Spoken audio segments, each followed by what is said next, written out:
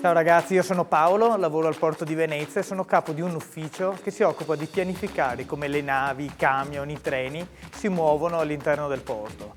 In pratica aiuto a organizzare tutti i percorsi e fare in modo che tutto funzioni in modo sicuro ed efficiente. Ciao, sono Marta. Anche io lavoro al Porto di Venezia e sono a capo dell'ufficio ambiente. Mi occupo di proteggere la laguna e di controllare cose importanti come l'acqua, l'aria e i terreni, compresi quelli sul fondo dei canali, che si chiamano sedimenti, per aiutare a tutelare l'ambiente. Ciao, io sono Alessia e lavoro al Porto di Venezia. Sono a capo dell'ufficio che si occupa dei canali dove passano le navi.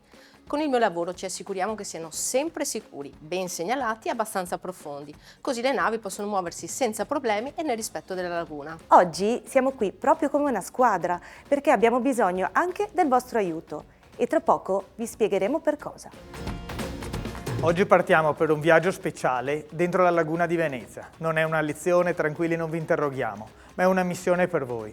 Scopriremo qualcosa di importante e ci dovete aiutare a dare un nome. Esiste infatti un luogo che ancora non c'è nelle mappe, non esiste, ma è un luogo fondamentale perché nei prossimi anni diventerà il punto cruciale per il funzionamento del porto e della laguna. E questa volta serve proprio il vostro aiuto, sarete voi ad aiutarci, perché sarete voi a scegliere come si chiamerà questo luogo speciale. La laguna è un ambiente unico, ma anche molto delicato. Se la osservate bene, non è mai ferma. L'acqua entra ed esce continuamente con le maree, creando un equilibrio che permette a piante e animali di vivere. Per questo, quando facciamo qualcosa nella laguna, dobbiamo sempre chiederci se stiamo aiutando questo equilibrio oppure no. In questa missione speciale vi accompagneremo noi, insieme a Faro De Faris, che forse già conoscete. Lui ci ricorda sempre una cosa molto importante: Venezia e la sua laguna hanno bisogno di molte cure. Volete aiutarci con le vostre idee e la vostra creatività? Immaginate la laguna come un organismo vivente che respira. Ogni 6 ore circa cambia. L'acqua si alza, poi si abbassa, poi torna di nuovo. Questo movimento continuo è fondamentale per mantenere tutto in equilibrio. E all'interno di questo sistema c'è il porto. È qui che arrivano e partono le navi. E sono le navi che portano le merci che arrivano da tutte le parti del mondo.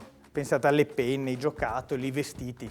Molti di questi oggetti provengono anche da molto lontano e per permettere alle navi di arrivare nel porto servono i canali, che sono un po' come le strade per le macchine. E qui entrano in gioco 3 aspetti fondamentali. 1, la navigabilità, cioè la possibilità per le navi di passare.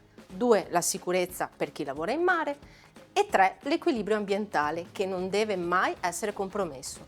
Tutto deve funzionare insieme. Nel fondo dei canali, però, si accumulano in modo assolutamente naturale sabbia e fango, che noi chiamiamo sedimenti.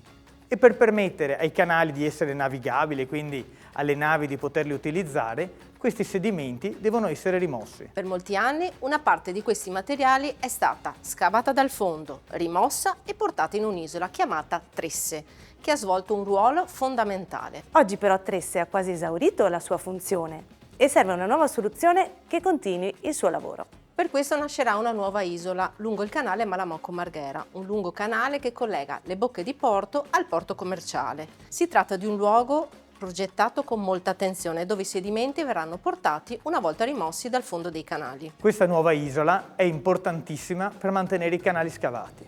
Canali, ma in laguna i canali non sono solo quelli del porto.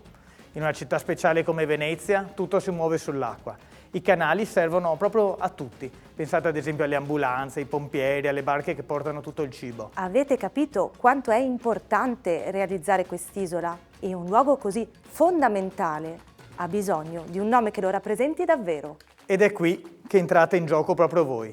La vostra missione è trovare un nome per questa nuova isola. Un nome che non sia scelto a caso, ma un nome che racconti qualcosa.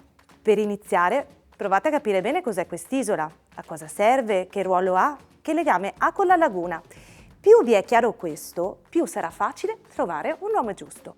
Poi, ragazzi, lasciate spazio alle idee. Scrivete parole, immagini e sensazioni. Pensate all'acqua, alla natura, alla protezione e al futuro. Non ci sono assolutamente idee sbagliate in questa fase e le maestre sicuramente non vi daranno il voto. E a questo punto potete iniziare a costruire i nomi, unendo parole, modificandole oppure inventandone di nuove.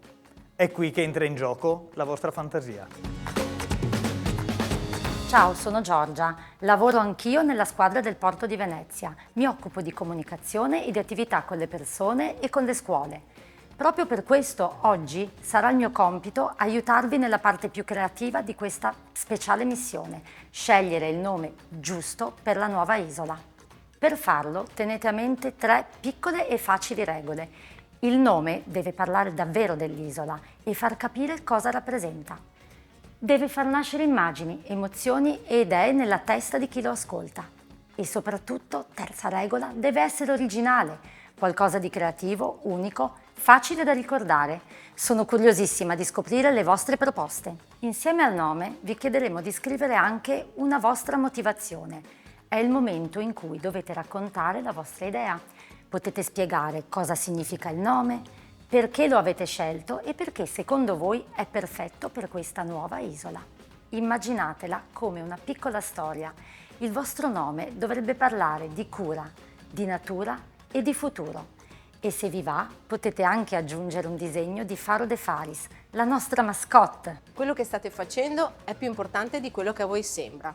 Non è solo un esercizio. Con le vostre idee e la vostra fantasia state partecipando a un progetto reale che riguarda la laguna e il suo porto. State dando un contributo molto importante e concreto al futuro di questo ambiente così speciale. La laguna ha bisogno di attenzione, equilibrio e rispetto. E anche le parole che scegliamo possono raccontare tutto questo. Per questo siamo davvero curiosi di scoprire le vostre proposte e le storie che riuscirete a costruire. Adesso tocca a voi. Lavorate insieme, confrontatevi, provate, cambiate 1000 volte idee se serve. E poi scegliete il nome che vi rappresenta di più. Noi, insieme a Faro de Faris, non vediamo l'ora di scoprirlo.